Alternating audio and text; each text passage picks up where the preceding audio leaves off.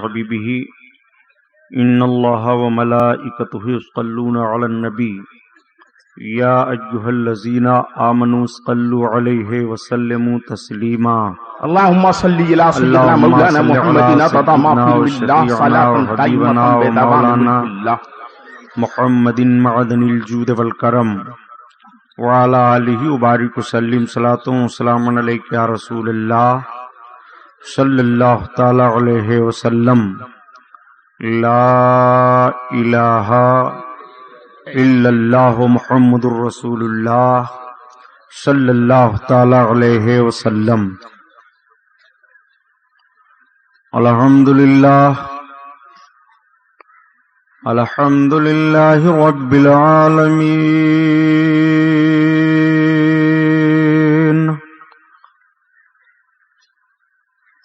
والصلاة والسلام على سید المرسلین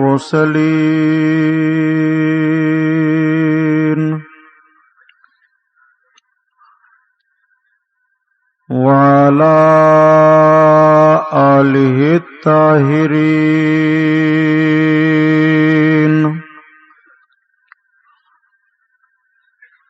واصحابہ المطہرین وابنہ الغوث العظم الجیلانی محی الدین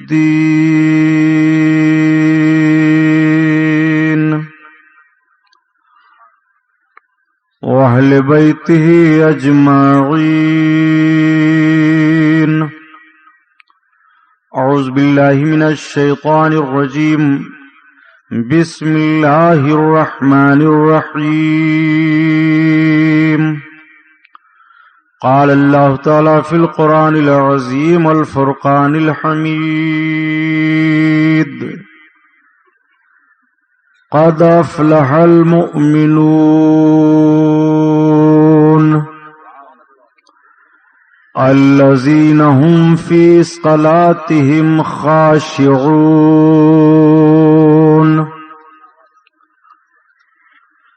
والذین هم عن اللغو معرضون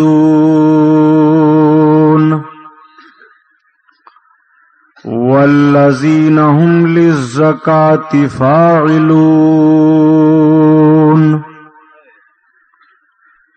والذین هم لفروجهم حافظون۔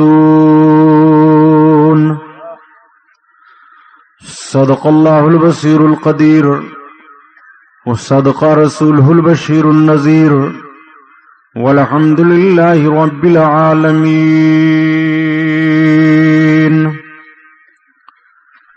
لائق صد احترام علماء اہل سنت، قابل قدر سامعین حضرات، آئیے سب سے پہلے اپنے اور ساری کائنات کی مرکز عقیدت حضور رحمت للعالمین، شفیع المذنبین، رسول گرامی وقار، محبوب پروردگار، دونوں عالم کے مالک و مختار حضور محمد الرسول اللہ صلی اللہ تعالی علیہ وسلم کے درباری پرانوار میں درود شریف کا نذرانہ پیش فرمائیں۔ پڑھیے بلند آواز سے، اللهم صل على سيدنا مولانا محمد عدد ما في سیدنا مولانا محمد معدن الجود والکرم وعلی آلہ وبارک وسلم صلاۃ و سلام علیک یا رسول اللہ صلی اللہ تعالی علیہ وسلم۔ پورا مجمع خیر و برکت کے لیے اور درود شریف پڑھے۔ اللہم صل علی سیدنا مولانا محمد معدن الجود والکرم وعلی آلہ وبارک وسلم صلاۃ و سلام علیک یا رسول اللہ صلی اللہ تعالی علیہ وسلم۔ حضرات، آج آپ کا یہ نورانی جلسہ جو کھریا اسٹریٹ کورلا کارلینا کی سرزمین پر منعقد ہے، جس میں ہم اور آپ شرکت کی سعادت حاصل کیے ہوئے ہیں، مبارکباد کے لائق ہیں۔ اس جلسہ کے تمام اعوان و ارکان جناب محترم محب گرامی نثار احمد سیٹھ صاحب، ملک حیدر سیٹھ صاحب اور ان کے دوست و احباب میں سب کے تو نام جانتا نہیں، مولانا محمد ابراہیم صاحب اور اس گرد و نواح کے محرک و فعال عالم دین مجاہد سنیت حضرت علامہ محمد فاروق صاحب، حضرت مولانا محمد صابر صاحب، یہ حضرات قابل مبارکباد ہیں کہ ایسے پرفتن ماحول میں اپنے آقا صلی اللہ علیہ وسلم کے ذکر جمیل کا انعقاد کیا، علماء اہل سنت کو دعوتیں پیش کی گئیں۔ اس بابرکت مہینے میں اور اس برکت والی رات میں ہم حضرات اس میں شریک ہیں۔ خوشی کی بات ہے کہ مخدوم ابن مخدوم شہزادہ گرامی مرتبت حضرت علامہ قاری تسلیم رضا خان صاحب قبلہ مدہ ذلہ العالی آستان عالیہ بریلی شریف، مخدوم ابن مخدوم صاحب الفضیلت شیخ طریقت حضرت علامہ شیخ محمد غلام عبد القادر صاحب قبلہ علوی آستان عالیہ براؤں شریف، مفتی دین و ملت حضرت علامہ الحاج مفتی حفیظ اللہ خان صاحب، مولانا محمد معراج صاحب حبیبی، اور ابھی آپ نے ایک بہترین معلوماتی بیان سماعت کیا محب گرامی علامہ سید شاکر صاحب نوری۔ بے شک یہ علماء سے بھرا ہوا اسٹیج رب العزت ان حضرات کے علم و عمل سے ہمیں اور آپ کو مستفیض فرمائے، آمین۔ دوستو، میری بھی خواہش تھی کہ حضرت علامہ علوی صاحب قبلہ کا بیان میں سنوں، اس لیے کہ ہم لوگ ایک ایسے امتحان میں مبتلا ہیں کہ لوگ شکر تلاش کرتے رہتے ہیں، لیکن ہم لوگ مکمل شکر بن چکے ہیں۔ تو میں نے ارکان پر دباؤ ڈالا کہ شکر جب پگھلنے لگتی ہے تو کام پھر نہیں بنتا ہے، اور اس کے پگھلنے کا معاملہ ہوتا ہے تیز دھوپ لگ جائے تو پگھل جائے گی، گرمی پہنچے پگھل جائے گی، شکر پانی میں ڈال دیجئے پگھل جائے گی، آگ پر رکھیے پانی میں ڈال کر کے شکر پگھل جائے گی۔ تو پگھلنے کا موقع نہ آئے آپ بیان کروا لیں۔ بہرحال مولانا قاری نعمت اللہ نوری صاحب کی محنت رائے گا نہیں گئی، انہوں نے بڑی ڈھارس بدھائی، میں حاضر آیا، تھوڑا سا وقت لوں گا اس لیے کہ آپ حضرات کو بہت کچھ کرنا ہے۔ تو آئیے سب سے پہلے اعلی حضرت عظیم البرکت آیت من آیات اللہ معجزۃ من معجزات رسول اللہ امام احمد رضا خان علیہ الرحمت و رضوان کی مقدس نعت پاک سے بیان کا آغاز ہو۔ اعلی حضرت اپنے آقا کی نعت کہتے ہیں، ان کی نعت کیا ہوتی ہے؟ نبی کونین صلی اللہ تعالی علیہ وسلم کی مقدس سیرت پاک کا کوئی نہ کوئی گوشہ ہوتا ہے۔ مرد مومن جب سنتا ہے تو اس کو یہ محسوس ہوتا ہے کہ مدینہ کے تاجدار کی مقدس زندگی ہمارے سامنے ہے، میں اپنے آقا کے جلووں کی زیارت کر رہا ہوں، اس کے ایمان کو جلا حاصل ہوتی ہے، طبیعت میں نیکیوں کے لیے رغبت ہو جاتی ہے اور گناہوں سے نفرت پیدا ہو جاتی ہے۔ اعلی حضرت اپنے آقا صلی اللہ علیہ وسلم کی بارگاہ میں عرض گزار ہوتے ہیں، یا رسول اللہ، آپ کا کریمانہ حال تو یہ ہے، واہ کیا جود و کرم ہے شہ بتا تیرا، واہ کیا جود و کرم ہے شہ بتا تیرا۔ چلت پھرت کرو گے تو میں تقریر بند کر دوں گا۔ نہیں اب میں کہہ رہا ہوں تو آپ کیوں کہہ رہے ہیں؟ یہ تو پہلے آپ کا کام تھا کہ روکتے بیٹھو بیٹھو. جس کو جانا ہو 1 منٹ کا موقع ہے چلا جائے. جاؤ سحری کھاؤ سو. شرم نہیں آتی ہے یار؟ سرکار کی محفل ہے، جتنی دیر تک سننا ہے ادب سے بیٹھ کر سن لو. ہوا کیا جود و کرم ہے شہ بتا تیرا، ہوا کیا جود و کرم ہے شہ بتا تیرا، نہیں سنتا ہی نہیں مانگنے والا تیرا. یا رسول اللہ، آپ کے کرم کا حال یہ ہے کہ سرکار آپ کی بارگاہ میں جو جو سوال کرے سب کے سوالوں کو آپ پورا فرماتے ہیں. آپ کی بارگاہ سے کوئی سائل خالی نہیں جاتا ہے، کسی کے لیے نہ آپ کے دربار عالی سے نہیں سنایا جاتا، سب کے لیے ہاں ہے. جو نبی کی بارگاہ میں سوال کرے اس کا سوال پورا کیا جا رہا ہے، جو مانگے نبی کی چوکھٹ سے عطا ہو رہا ہے. اور عطا کے لیے رسول کونین صلی اللہ علیہ وسلم ہی کی بارگاہ ہے. سرکار کے ایک بڑے مشہور صحابی ہیں حضرت سواد بن قارب رضی اللہ تعالیٰ عنہ. حضرت سواد بن قارب رضی اللہ تعالیٰ عنہ سرکار کی نعت کہتے تھے. یہ آج کی طرح علم غلم نعتیں لوگ جو کہتے ہیں اشعار، بہت مجبوری ہوتی ہے تو میں کچھ بک جاتا ہوں. لگانے میں پھنسے ہیں، پھنسانے میں لگے ہیں، تو میں کیسا لگوں گا، میرا گھر کیسا لگے گا. ریلی چلی ہے، بریلی چلی ہے، جھونکا لگا ہے، دھکا لگا ہے، یہ سب اشعار ہیں. افسوس ہے. آقا کریم صلی اللہ تعالی علیہ وسلم کے صحابی سرکار کی نعت کہتے ہیں. عرض کرتے ہیں یا رسول اللہ، میں نے آپ کی نعت کہی ہے، میں سنانا چاہتا ہوں. آقا نے اجازت دے دی، بیٹھ گئے. سرکار کا چہرے کریم ملاحظہ کر کے پڑھنے لگے. وہ میرے آقا کا مقدس چہرہ اعلی حضرت عظیم البرکت اسی لیے تو ترجمانی فرماتے ہیں، وہ کمال حسن حضور ہے کہ گمان نفس جہاں نہیں،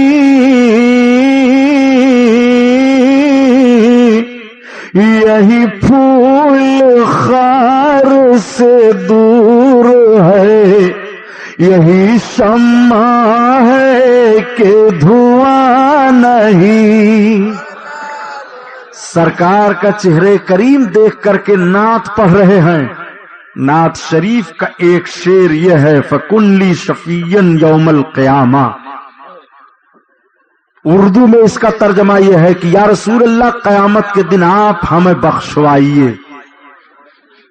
سرکار مجھے قیامت کے دن بخشوا لیں. فَكُن لِّي شَفِيًّا يَوْمَ الْقِيَامَةِ. میرے آقا میرے شفیع ہو جائیں آپ قیامت کے دن. سرکار میری مغفرت کرائیں. آقا کا چہرے کریم دیکھتے جا رہے ہیں اور یہ شعر پڑھتے جا رہے ہیں. ایک مرتبہ پڑھا، دوسری بار پڑھا، تیسری بار پڑھا.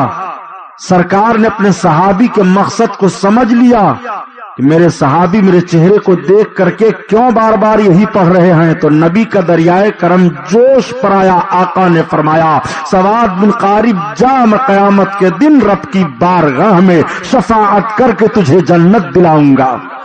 بہت اب اعلی حضرت کا شعر پڑھو.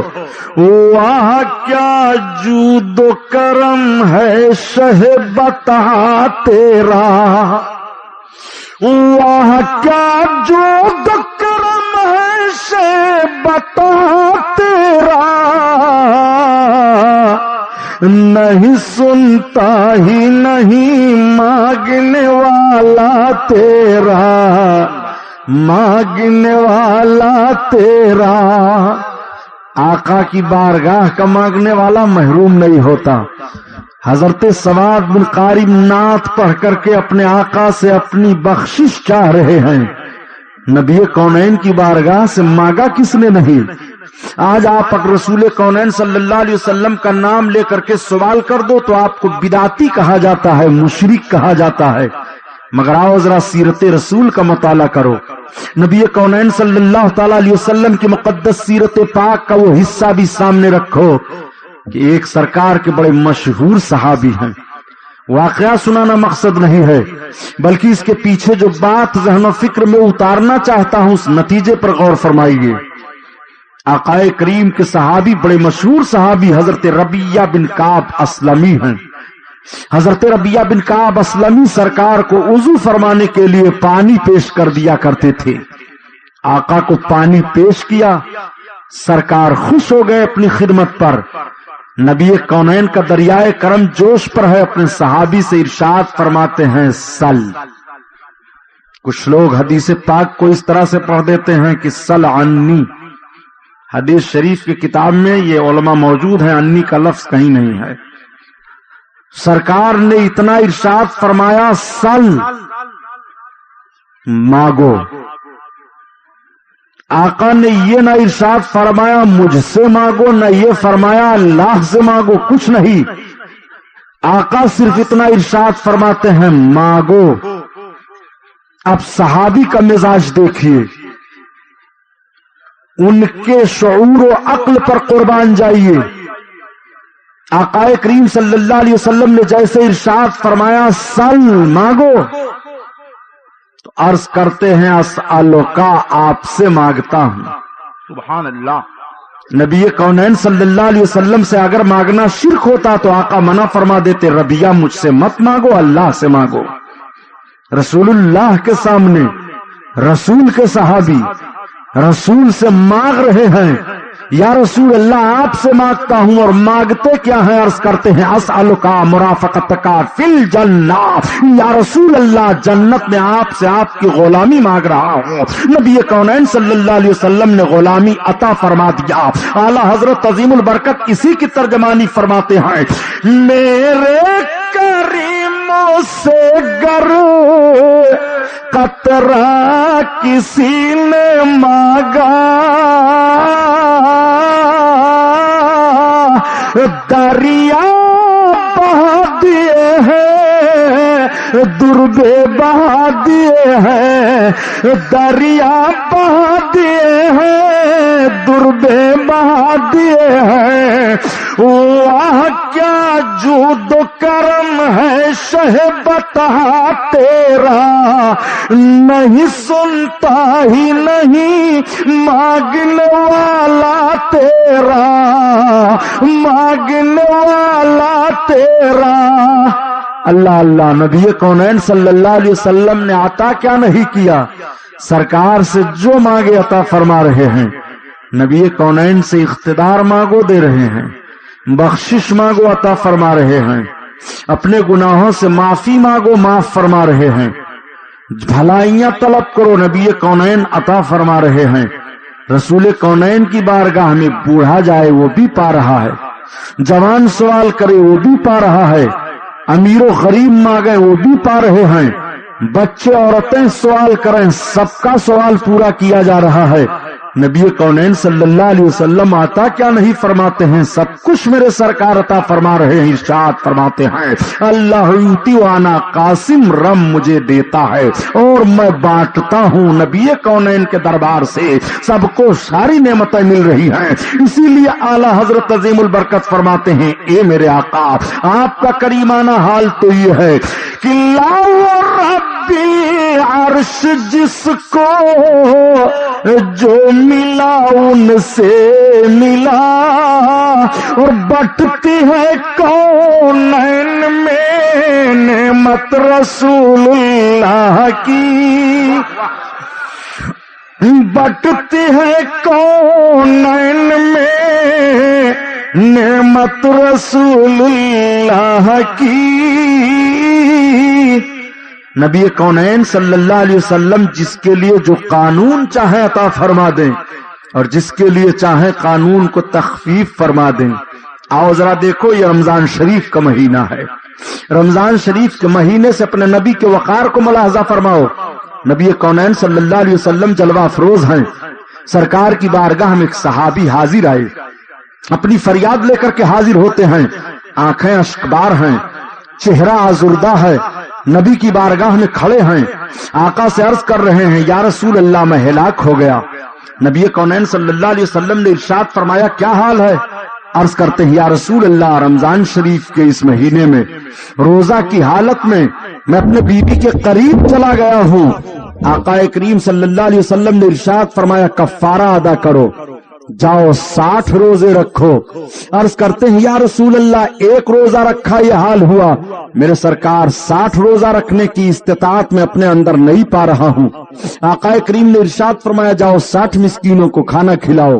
نبی کونین صلی اللہ تعالی علیہ وسلم سے عرض کرتے ہیں, یا رسول اللہ میں اتنا غریب ہوں کہ ایک مسکین کو نہیں کھلا سکتا ہوں, تو 60 مسکینوں کو کہاں کھانا کھلاؤں گا؟ روزے کا 2 ہی کفارہ بیان کیا گیا ہے. اگر روزہ کوئی جان بوجھ کر کے توڑ رہا ہے تو 2 مہینے کا روزہ رکھے, 60 مسکین کو کھانا کھلائے. اللہ کے رسول صلی اللہ علیہ وسلم نے دونوں کفارے کو بیان فرما دیا, اور اللہ کے حبیب کے سامنے صحابی سن رہے ہیں, عرض کر رہے ہیں, یا رسول اللہ ان دونوں کی طاقت میرے اندر نہیں ہے. تب تک نبی کی بارگاہ میں کھجور کا ایک بھرا ہوا ٹوکرا پیش کیا جاتا ہے. میرے سرکار نے ارشاد فرمایا, اچھا یہ کھجور کا ٹوکرا اٹھاؤ اور لے جاؤ, اس کو غریبوں میں تقسیم کر دو. میرے سرکار نے ایک تیسرا نسخہ ان کے لیے تجویز فرما دیا. سرکار کے سامنے وہ اپنی مجبوری بیان کر رہے ہیں تو میرے آقا نے ان کے عذر پر ایک تیسرا نسخہ عطا فرمایا. اس پر بھی وہ عرض کرتے ہیں, یا رسول اللہ مدینہ شریف میں مجھ جیسا غریب کوئی نہیں ہے. سرکار نے فرمایا, لے جاؤ تم اپنے لیے اور اپنے احباب اپنے اہل و عیال کے لیے خرچ کر ڈالو. سرکار نے وہ کھجور کا ٹوکرا انہیں دے دیا اور ان کے لیے کفارہ قرار دے دیا.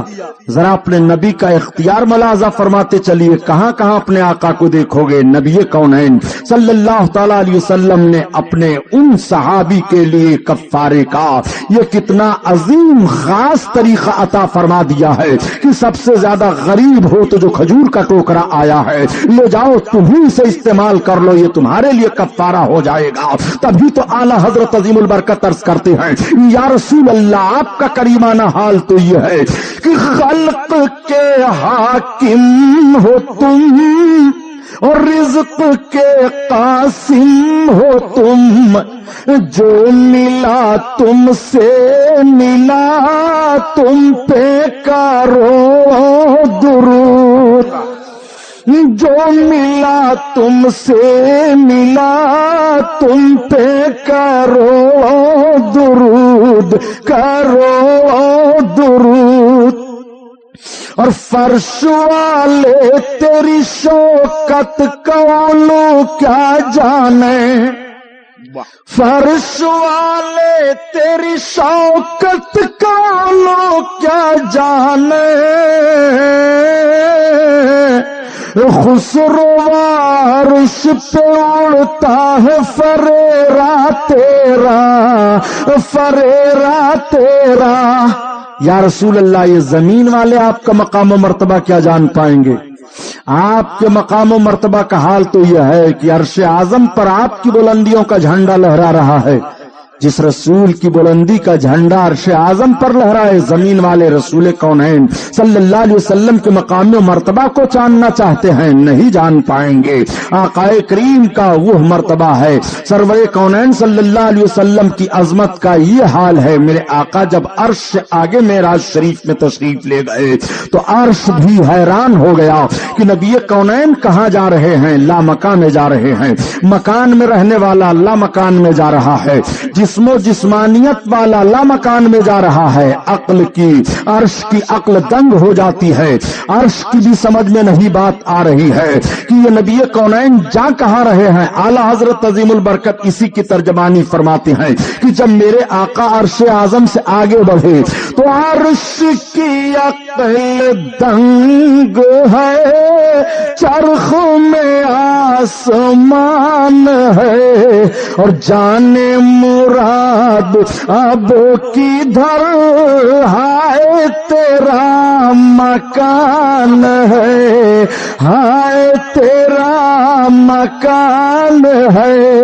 نہ عرش سمجھ پائے نبی کونین کے مقام و مرتبہ کو، کوئی مخلوق میں نبی کے وقار و مرتبہ کو نہیں سمجھ پا رہا ہے۔ آؤ اعلیٰ حضرت عظیم البرکت فیصلہ دے رہے ہیں، مرد مومن تجھے حیران ہونے کی ضرورت نہیں ہے، تو جس نبی کا کلمہ پڑھ رہا ہے ان کی عظمت کا حال تو یہ ہے، ان کے وقار کا حال تو یہ ہے، ان کے شوکت و بزرگی کا حال تو یہ ہے کہ نبی کونین کا چرچا ہر طرف ہے، جہاں دیکھ نبی ہی کا ذکر پائے گا، جہاں دیکھ نبی ہی کا نام پائے گا، ہوا فضا میں نبی کا ذکر پائے گا، خشک و تر میں نبی کے ذکر کو پائے گا، بحر و بر میں نبی کے ذکر کو پائے گا، آسمان و زمین میں نبی کے ذکر کو پائے گا، دائیں بائیں نبی کے ذکر کو پائے گا، مشرق و مغرب میں نبی کے ذکر کو پائے گا۔ اعلیٰ حضرت عظیم البرکت ارشاد فرماتے ہیں، عرش پہ تازہ چھیڑ چھاڑ اور فرش پہ طرفہ دھوم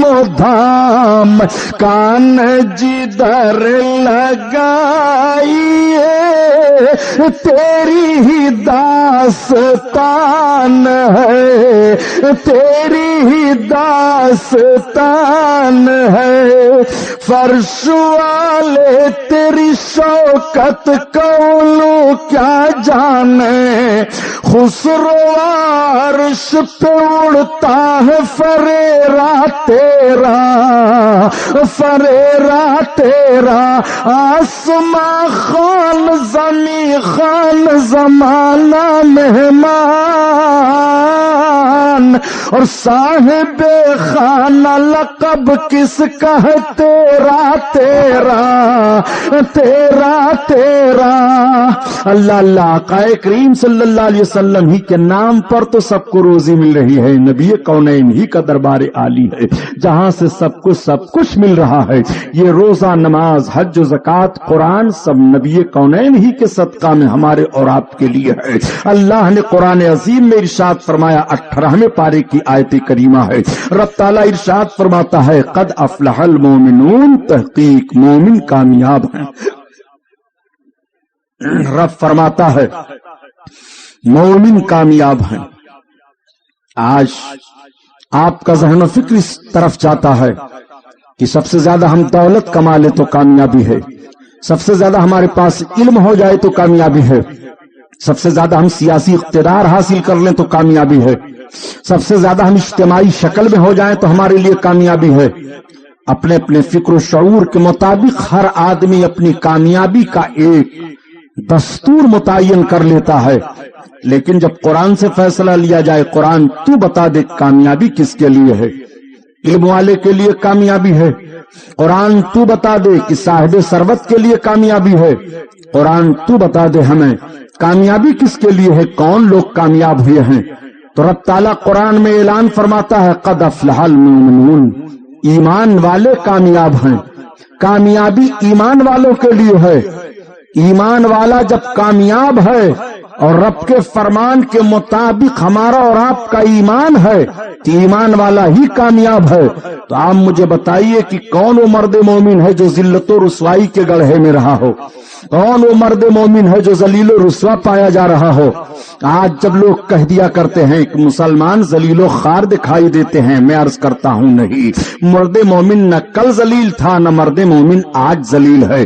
مرد مومن کی عزت و وقار کا اعلان تو رب ارشاد فرما رہا ہے کہ عزت مومن کے لیے ہے، کامیابی ایمان والے کے لیے ہے۔ جب رب نے اعلان فرما دیا کہ ایمان والا کامیاب ہے، تو ایمان والا اب کامیابی کی دلیلیں تلاش کر رہا ہے۔ وہ غور و فکر کرے کہ ایمان اس کا کتنا مضبوط ہے، وہ کس طور پر ایمان پر عمل کر رہا ہے اور کس طور پر اعلان کر رہا ہے کہ ہم ایمان والے ہیں اور کامیابی ہمارے لیے ہے، قرآن اعلان کر رہا ہے۔ آؤ آپ کا ذہن و فکر میں بدلتا ہوا چلو، آپ نے کس طور پر اپنے آپ کو مومن کہنا شروع کر دیا ہے، آپ کا مزاج کس طور پر آپ نے آپ کو مرد مومن ہونے کا اعلان کر رہا रहा है। जब आप मुकद्दस सहाबा की जिंदगी को मुताला में लाएंगे और सहाबा की मुकद्दस जिंदगी को देखेंगे तो आप जरा देखते चलिए, सहाबा नबी कौनैन सल्लल्लाहु अलैहि वसल्लम के पास जाया करते हैं, अपने आका की जियारत किया करते हैं, सारी बातों को सुना करते हैं। सहाबा भी फाका किया करते थे, उनके भी मकान बोसीदा रहते थे,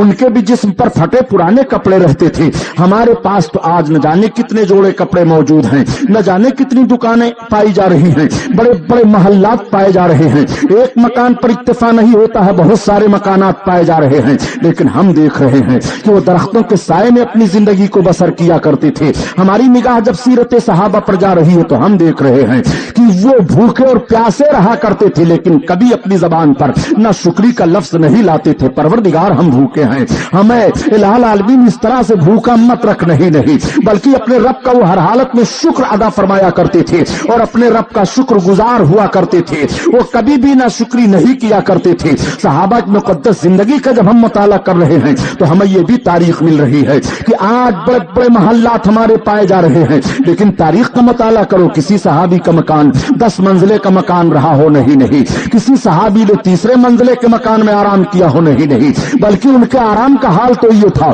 कि अमीरुल मोमिनीन हजरत उमर फारूक आजम जब आराम फरमा रहे हैं और कैसरो किसरा का कासिद पहुंचता है तो देख करके हैरान रह जाता है। मोमिनों के अमीर यही हैं जो एक दुर्रा सर के नीचे रख करके और खाली जमीन पर नंगी पीठ है रखे हुए आराम कर रहे हैं, लेकिन जब उमर बिन खत्ताब उठ करके बैठते हैं तो वही सफीर कांप जाया करता है, वही सफीर दंग हैरान रह जाया करता है। मैं आपसे पूछना चाहता हूं, हमने कामयाबी ना महल्लात की बुनियाद पर देखा था, हमने कामयाबी ना तो इल्म की बुनियाद पर देखा था, हमने कामयाबी ना साहब सरवत होने की बुनियाद पर मुलाहजा किया था। हम न ये समझते थे कि इख्तिदार में हो जाए तो कामयाबी हमारे लिए है, हम सियासत में हो जाए तो कामयाबी हमारे लिए है, हम इज्तिमाई शक्ल में ज्यादा से ज्यादा अपनी इमेज बना ले तो कामयाबी हमारे लिए है, बल्कि हम तो ये देख रहे हैं प्यारे कि जब हम साहिब ईमान थे कामयाबी हमारे लिए थी, जितना मजबूत हमारा ईमान था कामयाब हम उस तरह थे। इसीलिए तो कहा गया कि सूरत में नसारा तो तमद्दुन में हुदूद, ये मुसलमान है जिन्हें देख के शर्माए यहूद, ये तो सैयद भी हो, मिर्जा भी हो, अफगान भी हो, तुम सभी कुछ हो, बताओ मुसलमान भी हो। मैं आपसे पूछना चाहता हूं, ईमान वाले की कामयाबी की बात चल रही है, ईमान वाला हर मोड़ पर कामयाब हुआ करता है। ये पेशकश है रजा एंटरप्राइजेस की। हमारा पता है रजा एंटरप्राइजेस, दुकान नंबर 3, छोटा सोनापुर, नजद अकबर पीर भाई कॉलेज, मौलाना Shaukat Ali road, Mumbai number 8। Telephone number 23091629।